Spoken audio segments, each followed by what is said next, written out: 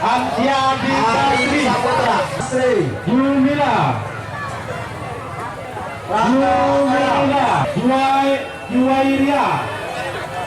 Yuwairia. Setelah sempat tarik ulur jadwal Pilkades tahun 2019 di Kabupaten Penukal Abab Lematang Ilir, akhirnya sebanyak 36 desa di Kabupaten Penukal Abab Lematang Ilir secara serentak menggelar Pilkades untuk memilih calon kepala desa yang dipilih warga desa masing-masing pada Kamis 29 Agustus 2019. Rahmat Intasarni ada. Sadaria Saparudin. Sadaria Sadaria ada tak? Seperti terlihat di wilayah Kecamatan Talang Ubi, yakni Desa Talang Bulang, Kartadewa, dan Sungai Ibul, pelaksanaan Pilkades dimulai dengan dihadiri langsung para calon kepala desa.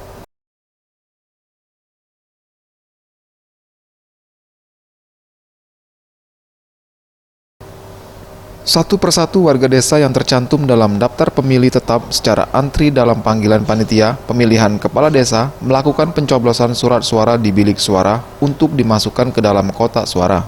Pelaksanaan Pilkades di setiap desa terlihat ramai dan disambut antusias warga untuk memilih serta menyambut pemimpin desanya yang terbaru.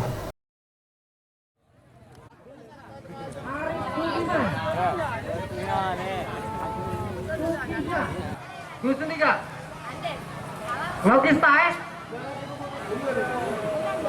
Lady Dusun 3 Hermawan Chandra Mardiansa.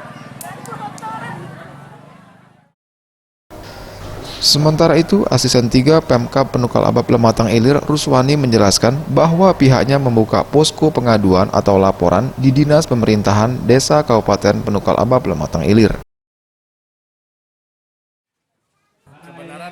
Pemda Kabupaten Pali telah membagi habis semua dari kepala dinas sampai ke kepala bagian itu ditugaskan untuk memantau bidang kades serta ini di seluruh Kabupaten Pali ini di 36 desa.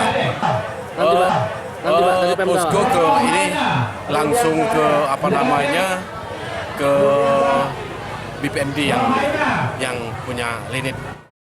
Boris Simbolon, Sriwijaya TV.